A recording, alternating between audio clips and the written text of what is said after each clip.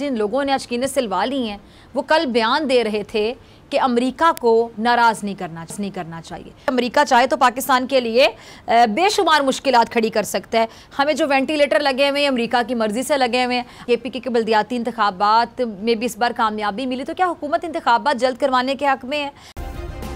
Subscribe करें और bell दबाएं ताकि कोई खबर रह न जाए।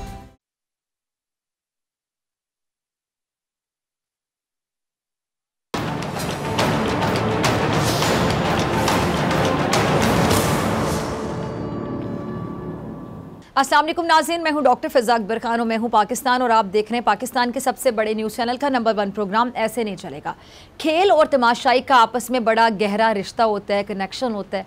आप किसी भी खेल को ले लें, वहाँ तमाशाई ज़रूर होते हैं जो खेल पर मुख्तलिफ़ किस्म का अपनी अपनी राय के मुताबिक एक रद्द अमल दे रहे होते हैं। अच्छा, खेल के मैदानों में तमाशाइयों का शोर जो होता है ना बहुत होता है, बल्कि कह लें कि शोर के बगैर शायद खेल देखने का मज़ा ही नहीं रहता, जो मज़ीद तमाशाइयों के शोर डालने पर मज़ा नज़र आता है। अच्छा, तमाशा जो होता है ना सिर्फ खेल के मैदानों में देखने को नहीं मिलता, बल्कि ज़िंदगी के जितने भी मैदान हैं आप देख लें, ज़िंदगी में जो मुख्तलिफ़ नौइयत के तमाशे लगे होते हैं। कभी हम किसी की बेबसी का तमाशा देखते हैं, कभी हम किसी की बेहिसी का तमाशा देख रहे होते हैं। और अक्सर औक़ात आपने सड़कों पर यह मंज़र भी देखा होगा, यकीनन सब ने देखा होगा कि जब किसी गाड़ी या मोटरसाइकिल का हादसा होता है तो हम लोग हादसे के शिकार होने वालों की मदद करने के बजाय खड़े होकर वहाँ भी तमाशा देख रहे होते हैं। इसीलिए कहते हैं ना कि दुनिया खेल तमाशा है। अब ऐसी एक हिकायत भी है जिसमें इक़्तिदार और ज़िंदगी को महज खेल तमाशा बताया गया। कहानी कुछ यूँ है कि एक मशहूर बुज़ुर्ग जिनका नाम कलंदर था, वो कहीं जा रहे थे। रास्ते में उन बुज़ुर्ग को एक रीछ जो नचाने वाले लोग नहीं होते, जिस रीछ को नचाने वाले लोग फिर रहे होते हैं, वो नज़र आ गया बंदा। अच्छा, बुज़ुर्ग ने रीछ वाले से पूछा कि तुम कौन हो? वो बोला कि मैं कलंदर हूँ। अच्छा, उस दौर में ना रीछ नचाने वाले को भी कलंदर कहते थे। अब सुनते ही जो बुज़ुर्ग हैं वो बेख्तियार मुस्कुरा दिए। बुज़ुर्ग की मुस्कुराहट देखकर रीछ वाले को बुरा लगा कि ये बुज़ुर्ग तो मेरा नाम सुनते ही तंज़िया तौर पर क्यों मुस्कुरा रहे हैं। अच्छा, रीछ वाला कहने लगा कि बुज़ुर्गो आप कौन हो? फरमाया कि मैं भी कलंदर हूँ। अब रीछ वाला कहने लगा कि आप कैसे कलंदर हैं? ना आपके पास रीछ है ना डुगडुगी है, तो फिर आप ऐसे में तमाशा कैसे दिखाएंगे? अच्छा, बुज़ुर्ग ने फरमाया कि पहले तुम तमाशा दिखाओ, फिर उसके बाद मैं तमाशा दिखाता हूँ। अच्छा, इस पर रीछ वाले ने डुगडुगी बजाई और रीछ खड़ा होकर नाचने लगा। इसके बाद रीछ वाले ने बुज़ुर्ग से कहा कि अब आपकी बारी, अब आप तमाशा दिखाओ।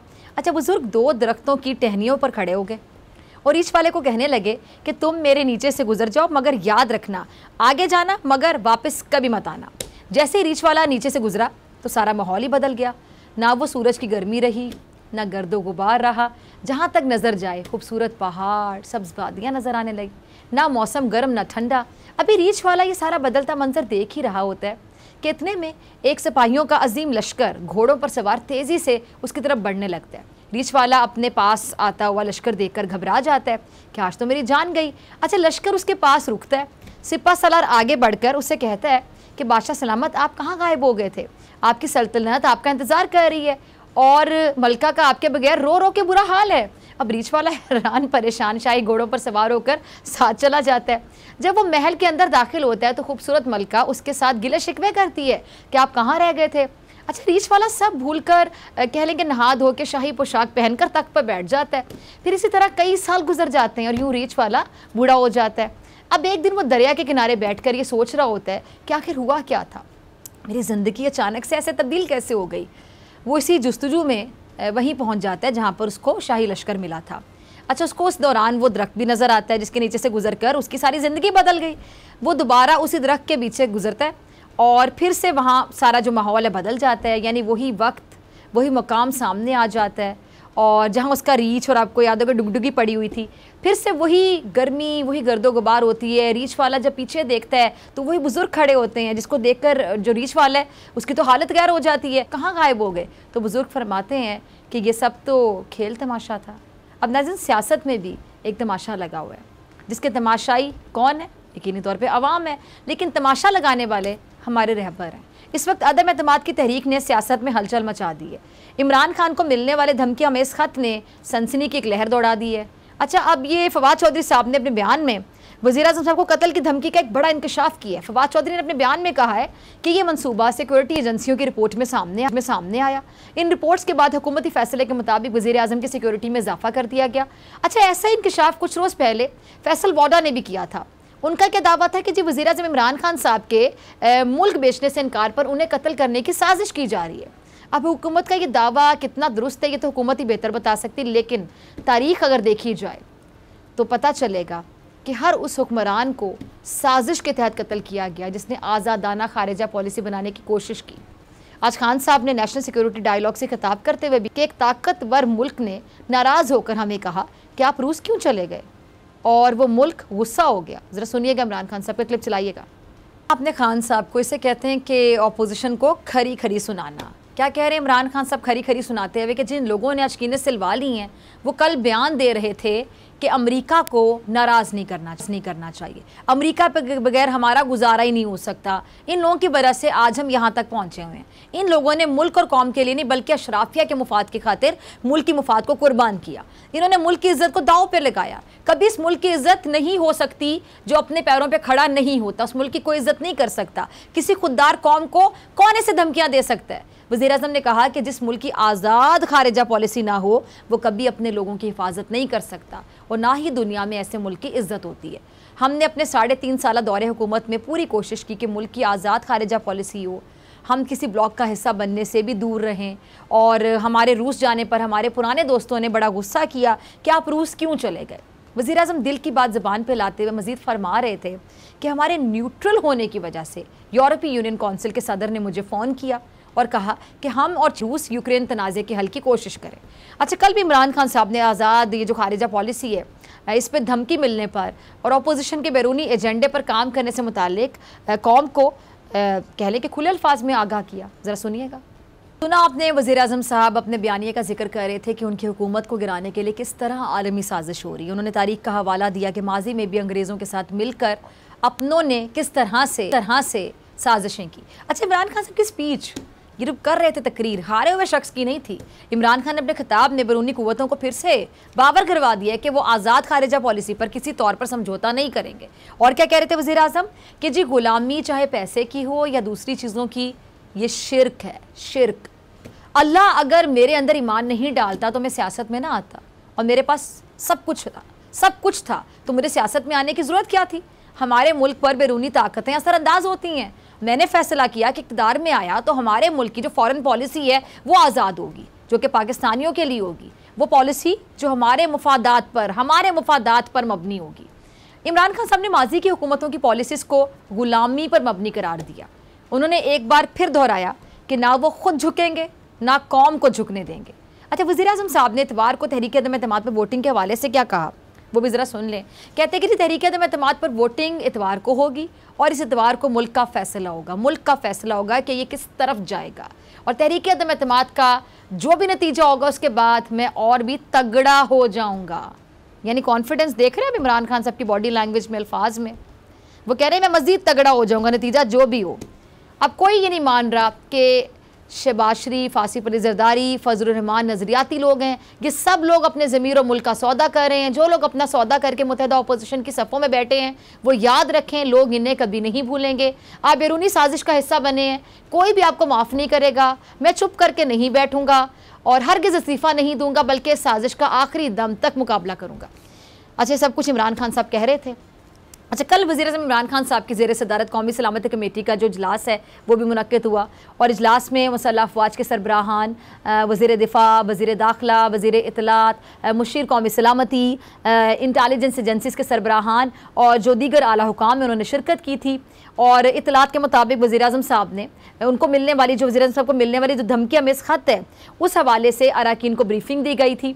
और इस इजलास के बाद कौमी सलामती कमेटी की जानिब से एलामिया भी जारी किया गया था, जिसके मुताबिक कमेटी ने गैर मुल्की सिफारतकार की जानिब से इस्तेमाल की गई ज़बान पर तशवीश का इज़हार किया और कौमी सलामती कमेटी ने पाकिस्तान के अंदरूनी मामलात में किसी भी तरह की मुदाखलत को नाकाबिल बर्दाश्त करार दिया और ये कहा कि पाकिस्तान की जानिब से सफारती सतह पर इस मामले पर एहतजाज किया जाएगा। यानी कौमी सलामती ने वज़ीर आज़म को मिलने वाले धमकी आमेज़ ख़त की तौसीक।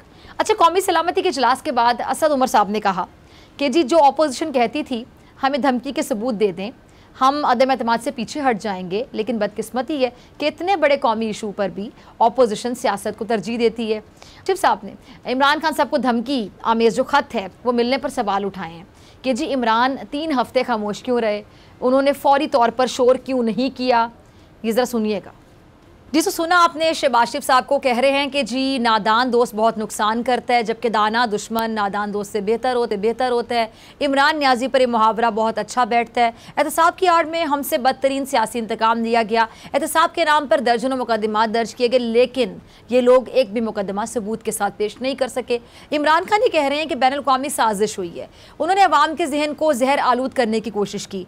आप किससे बेवकूफ़ बना रहे हैं? यानी शहबाज शरीफ इमरान खान के खिलाफ किसी साजिशी थीरी पर यकीन करने को तैयार नहीं है, क्योंकि अपोजिशन का ख्याल ये कि वज़ीर आज़म अपनी नाकामी और शिकस्त को छुपाने के लिए बैरूनी साजिश का बहाना तराश रहे हैं। अपोजिशन ये दावा कर रही है कि इमरान खान इस ख्वाहिश का इजहार कर रहे हैं कि उन्हें अदम एतमाद के बगैर घर जाने का रास्ता दिया जाए, लेकिन मरियम कहती हैं कि अगर इमरान खान के बकौल हुकूमत का खात्मा बैनुल अक़वामी साजिश है तो इमरान अपोजिशन से एनआरओ मांग कर खुद अपने खिलाफ साजिश में क्यों शरीक हो रहे हैं। बकौल मरियम के इमरान के ड्रामे इन जराइम का खौफ है जो इसके इक़्तिदार के बाद सामने आने हैं। इंशाल्लाह एक कौमी मुजरिम को किसी सूरत एनआरओ नहीं मिलेगा। बिलावल भी ये तासुर दे रहे हैं कि इमरान खान अपोजिशन से एनआरओ मांग रहे हैं, लेकिन उन्हें किसी किस्म का कोई एनआरओ नहीं मिलेगा। अच्छा, एक वक्त था जब वज़ीर आज़म कहा करते थे कि उन्हें अपोजिशन एनआरओ के लिए अप्रोच करती है, लेकिन आज अपोजिशन ही वज़ीर आज़म पर एनआरओ मांगने का इल्ज़ाम लगा रही है और बिलावल भी इमरान खान पर इल्ज़ामात की बाकायदा बुछाड़ कर रहे हैं। ज़रा सुनिएगा। बिलावल को कह रहे हैं कि जी अवाम को ट्रक की बत्ती के पीछे लगाया हुआ है, यकीनी तौर पर उनका इशारा इमरान का अपोजिशन का बैरूनी कुव्वतों के हाथों में खेलने का इल्ज़ाम।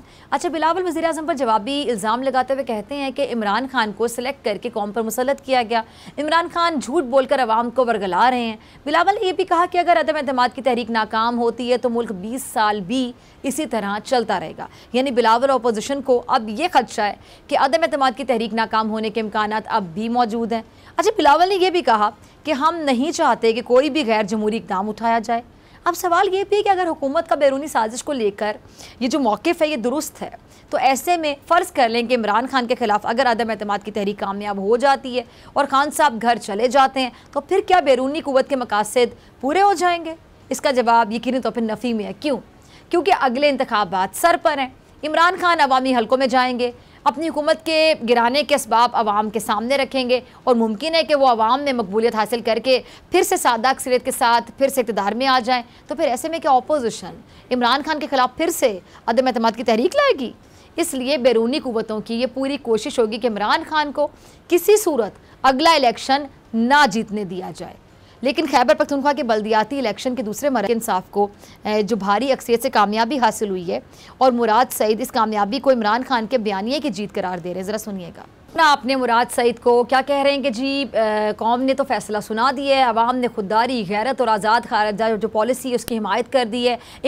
इमरान खान ने इस्लामोफोबिया के खिलाफ मुकदमा लड़ा और तहरीक इंसाफ ने खैबर पख्तूनख्वा के बल्दियाती इंतखाबात का जो दूसरा मरहला है वो भी जीत लिया है और KPK की अवाम ने इनका सफाया कर दिया है। इमरान खान पाकिस्तान और कौमी गैरत की बात की है। वज़ीर आज़म इमरान खान के दौर में एक भी ड्रोन हमला नहीं हुआ, जबकि माजी के हुक्मरानों ने ड्रोन हमलों के खिलाफ कभी बात तक नहीं की। अब ये जो सियासी थिएटर है इसमें रहबरों का जो खेल तमाशा है वो जारी है और इनके आपस के खेल तमाशों में बेचारी अवाम का तमाशा ऐसे ही बनता चला गया, तो फिर ऐसे कैसे चलेगा? ऐसे नहीं चलेगा। मिलते हैं ब्रेक के बाद।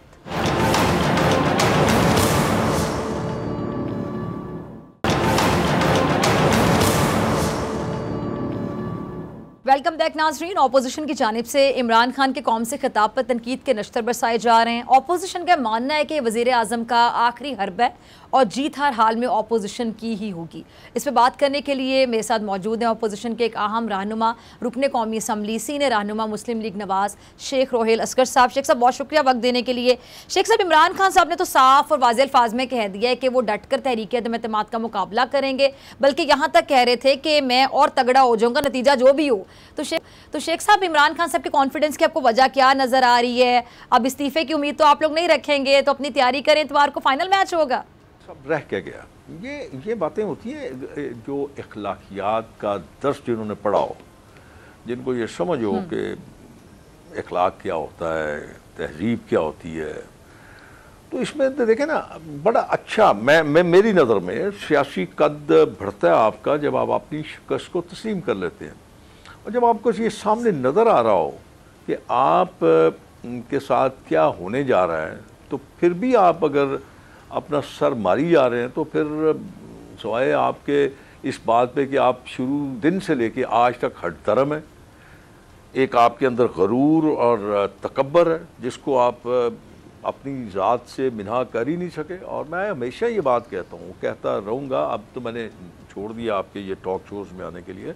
मैं हमेशा चंद बातें कहता था कि एक तो इंसान को अपने अल्फाज का चुनाव बेहतर करना चाहिए, दूसरा मैं ये समझता हूँ कि नफ़रत लेके आप ज़िंदगी नहीं गुजार सकते। आपकी पूरी ज़िंदगी का तो नहीं कह सकते, लेकिन आपकी शख्सियत पे उसका बहुत असर होता है। आप काम नहीं कर सकते, आप फोकस रहते हैं। अब देखिए, आप ये 3-3.5 साल कहने को तो ये है कि वक्त गुजर गया, लेकिन ये तो कर्ब, जिस कर्ब से इस मुल्क के 22-23-24 करोड़ आवाम गुजरे हैं, वो तो वही जानते हैं ना। लेकिन आपने किया क्या? आपने उस सारे पीरियड में सवाए इसके कि आप शरीफ को ख़त्म कर दें, आप आसिफ जरदारी को ख़त्म कर दें, ये ऐसे कैसे होता है यार? आपने देखा कि भुट्टो के दौर में कह रहा हूँ, ज़िया के दौर में पीपल्स पार्टी को ख़त्म करने की कोशिश की, क्या ख़त्म कर सके? नहीं कर सके। परवेज़ मुशर्रफ के दौर में आपने नवाज शरीफ की मुस्लिम लीग को ख़त्म करने की कोशिश की, क्या आप कर सके? नहीं कर सके। ये सियासत ख़त्म, अगर हाँ आपको ब्लंडर करते रहें, आप डिलीवर ना कर सकें, आपकी गवर्नेंस ठीक ना हो, तो फिर आपकी सियासत तबाह होती है, बर्बाद होती है, जैसे कि अब हुआ है। और जिसका आपने देखा और नताइज भी आपने देखे, और जो हालात आपके सामने हैं, जिस तरह के हालात आपने इस मुल्क के कर दिए। मैं तो आपसे पहले भी एक जगह, ये भी थोड़ी देर पहले कुछ मैं अर्ज कर रहा था उस पर, तो मैं ये कह रहा था कि आप तो बैरूनी साजिश की ये बात करते हैं ना कि आपके खिलाफ अनुई है। नहीं, आप एक बैरूनी साजिश का हिस्सा हैं। जिस तरह आपने इस मुल्क के साथ किया है, मुल्क के अवाम के साथ किया है, वो मुझे तो यूँ लगता है जैसे आपने पाकिस्तान को बर्बाद करने की कसम लेके आए थे आप।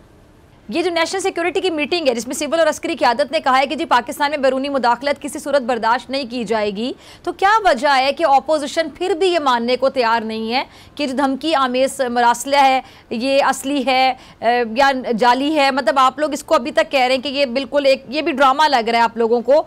तो फिर ये भी खबरें सामने आ रही कि इमरान खान साहब की जान को खतरा है, तो इसको ऑपोजिशन इन सब चीज़ों को झूठ क्यों समझ रही है? डॉक्टर साहब, जान को खतरा क्या है? अब आप देखिए, मैं आपको 2-3 चीज़ें बताता हूँ। असली क़यादत आई, असली क़यादत का आपने ऑफिशियल कोई ऐसा स्टेटमेंट देखी है जिसमें उन्होंने कहा कि हम बैरूनी मुदाखलत बर्दाश्त नहीं करेंगे? उनका क्या ताल्लुक है? ये तो मैं उनसे कहूँगा, बहसियत चीफ एग्जेक्टिव, मैं आपकी उस अस्करी सियासत क़यादत को ये कहूँगा कि ये अगर इंटरवीन कर रहे हैं तो आप इसको रोकें। वो क्यों रोकें?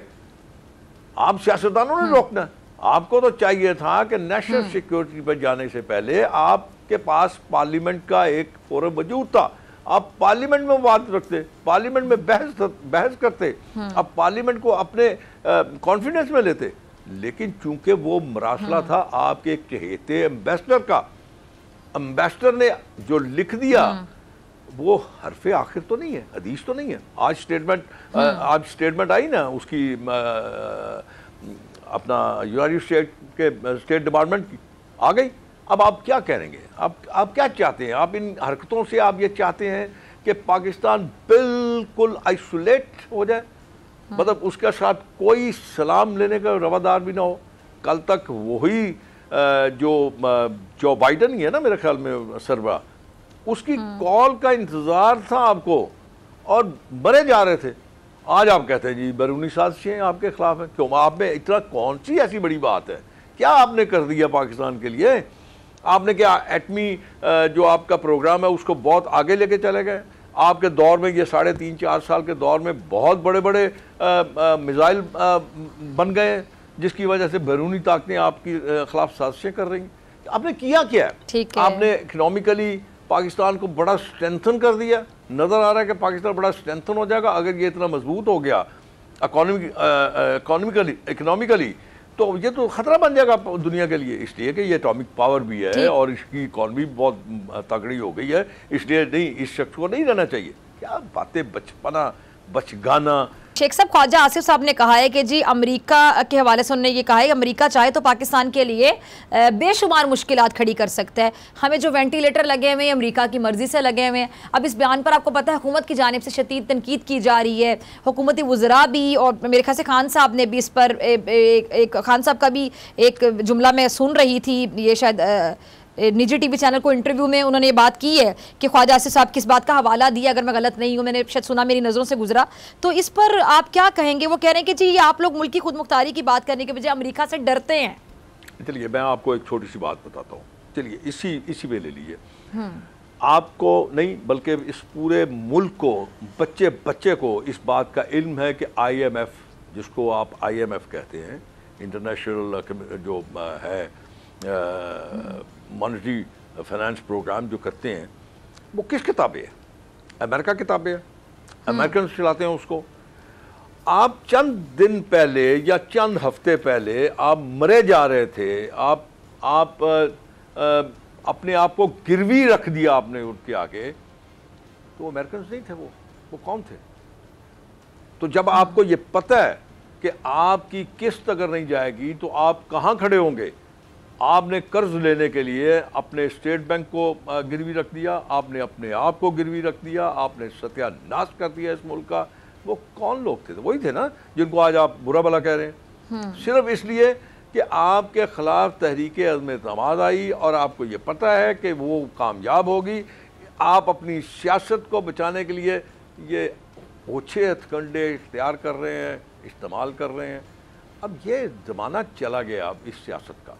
आपकी राय क्या है कि अगर शहबाज शरीफ साहब वज़ीर आज़म बनते हैं तो वो अगले साल तक रहेंगे, असम्बली मुद्दत पूरी करेगी, या फिर आपकी राय में उनको वज़ीर आज़म बनने के बाद जल्द नए इंतखाबात का ऐलान कर देना चाहिए? पहली बात तो ये कि शहबाज शरीफ जिसको मैं जानता हूँ, मेरा अपना ख्याल है कि ना वो चैन लेता है ना वो चैन लेने देता है, रात दिन काम करेगा इंशाल्लाह। और सबसे बड़ा टारगेट जो मैं समझता हूँ उसके नज़दीक होना चाहिए, वो ये होना चाहिए कि जितनी दुनिया के ममालिक आपसे दूर चले गए हैं, अपने अखलाक से, अपने अंदाज से, अपनी गुफ्तार से, अपने पॉलिसी से उनको दोबारा अपने साथ लेके चलें, ताकि वो आपके मुल्क को दोबारा उस रास्ते पे ले आए जिस रास्ते पे मियां नवाज शरीफ साहब ने तरक्की के रास्ते पे छोड़ा था, जिस पे आपने तबाही फेर दी।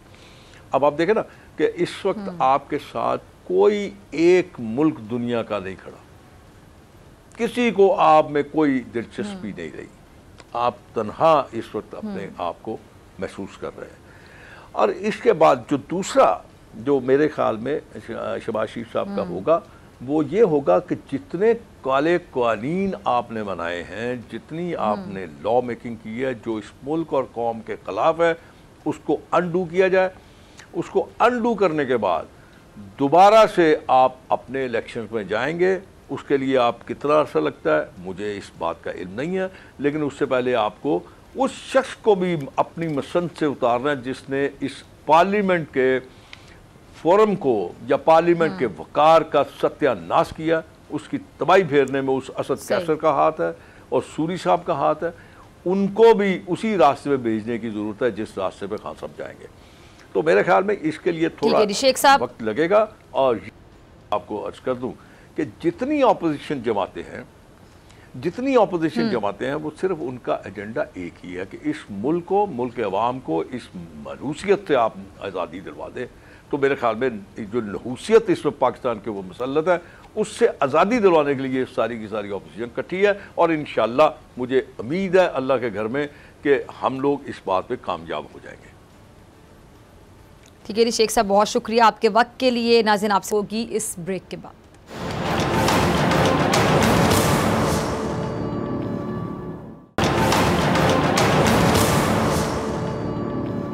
वेलकम बैक नाज़रीन। अब बात करेंगे कि हुकूमत इस वक्त क्या सोच रही है। तहरीक अदम एतमाद की कामयाबी या फिर नाकामी के बाद तहरीक इंसाफ की जो स्ट्रैटेजी है वो क्या होगी। इस पर बात करने के लिए मेरे साथ मौजूद है रुकन कौमी असम्बली रहनुमा तहरीक इंसाफ शानदाना गुलजार साहिबा। बहुत शुक्रिया ज्वाइन करने के लिए। अच्छा, वज़ीर-ए-आज़म इमरान खान साहब पे शानदाना साहिबा, ये जो कातिलाना हमले का मनसूबा सामने आया है और फिर जो बैरूनी साजिश धमकी, आप क्या समझते हैं कि सब इमरान खान साहब की पाकिस्तान के लिए जो एक आज़ाद खारिजा पॉलिसी है, ये सब उस वजह से हो रहा है? शुक्रिया बीबी। देखिए, ये दुनिया में ना पहली दफ़ा होगा ना ये आखिरी दफ़ा होगा कि किसी भी मुल्क जो एक तेजी से तरक्की की कोशिश कर रहा हो और उस पे ऐसे बाहर के मामलात आए हों। बादशाह खान की अपनी किताब है a man as tall as his mountains, और उसमें वो कहते हैं कि पाकिस्तान की बदकिस्मती यही है कि हम जिस खित्ते अर्ज़ में पैदा हुए, आप इर्द गिर्द हमारे देखे तमाम वो ममालिक हैं जो एक ज़माने में बड़ी बड़ी हस्तियाँ हुआ करते थे, चाहे ईरान है, चाहे वो जॉइंट हिंदुस्तान था, चाहे वो अफगानिस्तान था, राइट। इसके चीन, अब जो मसला है हमें पाकिस्तान में, आप अगर थोड़ी सी लैटिन अमेरिका हिस्ट्री उठा के देखें, अफगानिस्तान में इंटरवेंशंस देख लें, इस वक्त जो रूस के साथ हो रहा है, इस वक्त जो चीन के साथ हो रहा है, खासकर सीपेक के हवाले से, मैंने खुद एनडीयू में एक नेशनल सिक्योरिटी का वर्कशॉप किया था और उसमें सबसे खुला हमें यही वाज़े बताया गया था कि इस वक्त पाक चीन दोस्ती को इतना खतरा नहीं है जितना चीन को खतरा है दुनियावी ताकतों से। इशू मेन ये है कि क्या पाकिस्तान के खिलाफ कोई ऐसी साजिश है कि नहीं। मैंने ये 3 टीवी शोज पे कहा है, ये मैं चौथे पे कह रही हूँ कि अल्लाह करे ये पीटीआई की बुज़दिली हो, पीटीआई का झूठ हो, और ये मैं इससे पहले कहा था नेशनल सिक्योरिटी काउंसिल की मीटिंग से पहले कि हम अदम एतमाद से डर गए हों और पाकिस्तान को कोई थ्रेट ना हो, ना पाकिस्तान की सलामती को, ना जमहूरियत की सलामती को, ना वज़ीर आज़म की सलामती को। तो फिर हम झूठे निकले, बेईमान निकले, मुल्क को तो कोई नुकसान नहीं होगा ना। लेकिन कल जब नेशनल सिक्योरिटी काउंसिल की हुई है, तमाम अफवाज पाकिस्तान, प्राइम मिनिस्टर, उनकी काबीना एक पेज पे थे। उसके बाद एक कम्युनिके इशू हुआ और कम्युनिके में क्या लिखा था कि इस किस्म की ज़बान पाकिस्तान की सरजमीन के खिलाफ हम बर्दाश्त नहीं करते, और फिर फॉरेन ऑफिस ने उसका एक जवाब दिया। अब आप मुझे ये बताएं कि ये अदम एतमाद से हम डर रहे हैं कि वज़ीर आज़म की ज़िंदगी को ख़तरा है या पाकिस्तान की सरजमीन को ख़तरा है। मैं भी कल नहीं रहूँगी, खान साहब भी कल नहीं रहेंगे, क्या ये मुल्क नहीं रहेगा?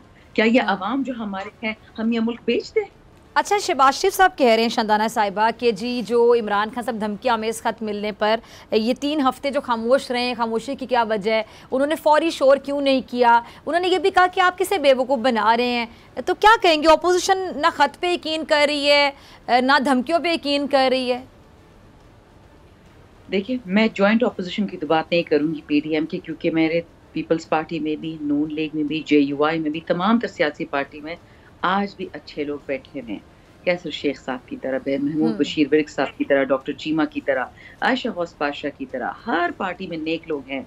लेकिन माजरत के साथ इनके जो लीडर्स हैं, आप इनके सवाल का जवाब इस तरह दे दें कि मुझे कोई एक सियासी पार्टी दिखा दे जिसका सरबराह अपने बेटा या बेटी के लिए जंग आज नहीं लड़ रहा।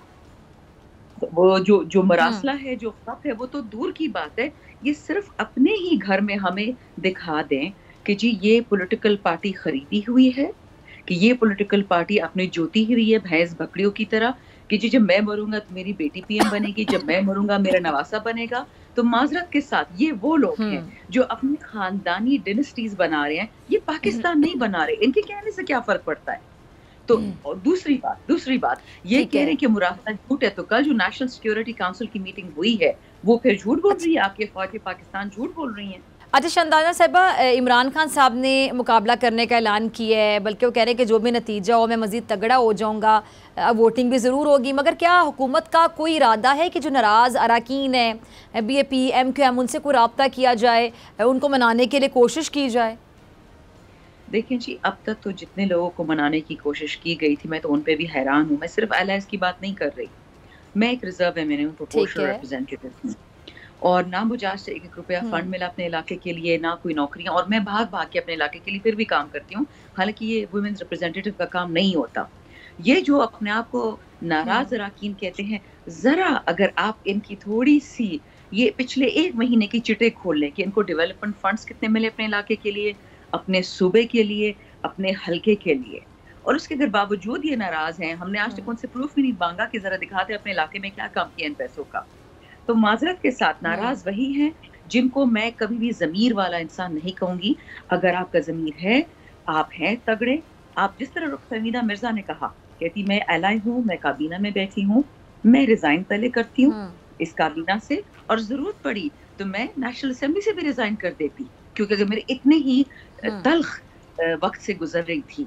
इसे कहते हैं गैरत, इसे कहते हैं हया। और दूसरा मुझे ये बताइए, जितने MNAs MPAs बैठे हुए आज पाकिस्तान में, आप भी नहीं किसी को वोट देती होंगी, मैंने भी किसी को वोट दिया होगा। मुझे तो एज एन MNA हक है कि अपने प्राइम मिनिस्टर को हटा दो, अदम एतमाद। अवाम को हक है, अगर आप एज एन MPA परफॉर्म नहीं करती, मैं एज एन MNA परफॉर्म नहीं करती, मेरी सजा किधर है? अगर मैं डेवलपमेंट फंड सारे खा जाऊं, मेरी सजा किधर है? तो माजरत के साथ खान साहब का टिकट लेके या खान साहब की हुकूमत के साथ लग के आपने 3-3.5 साल खर्चे किए, अब आपको आगे नजर आ रहा है कि जी खान साहब के लिए मुश्किल वक्त आ गए तो आप भाग गए। तो आप मुझे पता है, इनको मैं बहादुर कहूँ, इनको मैं ईमानदार कहूँ, इनको मैं बागैरत कहूँ, माजरत के साथ ये वो लोग नहीं है जो पाकिस्तान बना सकते हैं। और ना इनको। अच्छा शानदाना साहिबा, ये ठीक है। अच्छा, तहरीक इंसाफ की मकबूलियत में हम देख रहे हैं जी इजाफा हो रहा है। KPK के बल्दियाती इंतखाबात में भी इस बार कामयाबी मिली, तो क्या हुकूमत इंतखाबात जल्द करवाने के हक में है? क्योंकि शेख रशीद साहब मशवरा दे रहे हैं कि जी हज के बाद इलेक्शन करवाए जाएं। मैं तो कहती हूँ जी अभी करवाएं, ईद के बाद, छोटी ईद के बाद मुझसे कोई पूछे तो। मुझे आप एक बात बताएं, आपका शायद कोई गांव होगा, मैं गांव से कस्बे से मेरा ताल्लुक है। मेरे गांव में JUI के लोग, ANP के लोग, पीपल्स पार्टी तो खैर नून लीग वहाँ इतनी है नहीं, जितनी ये निजी पार्टियां हैं हमारे सूबे में, मेरे गांव के तमाम लोग फोन मुझे कह रहे हैं कि जी हमने इतवार के दिन निकलना है, खान के लिए, पाकिस्तान के लिए। खान से ज्यादा उनको पाकिस्तान की फिक्र है। एक कॉमन सेंस वाले आदमी को समझ आ गई है कि हमने घुटने टेक दिए हैं, हम डरते हैं ना, हम किसी जंग में इस वक्त शामिल हैं, ना हम किसी की दुश्मनी में शामिल हैं, और हम फिर भी डरपोक कौम है। और वो लोग नहीं डरते। जितने वोट मिले PTI को इस बल्दियाती इलेक्शन में, ये सिर्फ पाकिस्तान के नाम पे मिले, PTI के नाम पे नहीं मिले, क्योंकि खान साहब ने पाकिस्तान के तहफ़्फ़ुज़ की तरक्की की बात की है। अच्छा, ये जब भी ऑपोजिशन की बात होती है जी, ऑपोजिशन पे जो केसेस हैं, करप्शन की बात की जाती है, तो शानदाना साहब ऑपोजिशन की जो दो बड़ी जमातें हैं, यानी नवाज लीग और पीपल्स पार्टी, उनका अब भी बयानिया यही कि जी उन पर करप्शन का एक केस भी चूंकि साबित नहीं हुआ, इसलिए अवाम आज भी उनके साथ हैं। तो आप क्या समझते कि तहरीक इंसाफ की हुकूमत के पास क्या सबूतों की कमी थी, प्रोसिक्यूशन कमज़ोर थी आपके मुताबिक, जो अब तक ये शहबाज शरीफ साहब, जरदारी साहब और जिस पर भी मनी लॉन्ड्रिंग, दीगर करप्शन केसेस का है जो फैसला है वो नहीं हो सका? पहली बात, ये केसेस PTI हुकूमतें नहीं बनाए, इन्हीं चोरों ने एक दूसरे पे बनाए हुए थे। एक कहता है दूसरे को घसीटूंगा, दूसरा कहता है कि मुझे अल्लाह माफ नहीं करेगा अगर इसको हमने माफ कर दिया। तो माजरत के साथ ये अपनी बातें खोल के देख लें, शर्म भी नहीं आती। माँ को बेचने वाले लोग हैं ये, अब बीवी को बेचने, कत्लशुदा शहीद बीवी को बेचने वाले लोग हैं। ये वो लोग नहीं है जिनसे आप पाकिस्तान बनवाने की तवक्को रख सकते हैं। और ये लोग अभी इकट्ठा बैठ गए हैं। जिस आदमी ने बीबी की तस्वीर फेंकी हेलीकॉप्टर से, आप उसके साथ मुआहदा करने जा रही थी, उसको वज़ीर आज़म बनाने जा रहे हैं। शर्म भी कोई चीज होती है, लेकिन शर्म का हम किसको कह रहे हैं? लेकिन ये याद रखें, नैब के केसेस PTI के हाथ में होते तो कल को खत्म हो जाते। इसके हाथ में नैब थी जो डील कर रहा था, करवा रहा था, जिसने नवाज शरीफ को भगवाया इस मुल्क से कि अभी तक उसकी बीमारी का पता नहीं चल रहा। माजरत के साथ मैम, ये मैं तल्ख बातें कर रही हूँ, लेकिन आज मैं गुस्से में हूँ क्योंकि PTI जीतती हारती है, उससे पाकिस्तान नहीं टूटता। पाकिस्तान टूटता है इन बेकाऊ लोगों की वजह से। यहाँ तक बात आ गई है कि जी हम CPEC को भी पाकिस्तान से निकाल देंगे, आप बस भगवान हमें एक मौका दे दें आपकी सेवा करने का। ठीक है शानदाना साहब, बहुत शुक्रिया आपके वक्त के लिए। इसी तरह डॉक्टर फैज़ाक बर खान को दीजिए इजाज़त। आपसे मुलाकात होगी इंशाल्लाह पीर के रोज़, सेम टाइम सेम चैनल। अगर ज़िंदगी ने वफ़ा की, दुआओं में याद रखिएगा, अपना ढेर सारा ख्याल रखिएगा। अल्लाह निगहबान।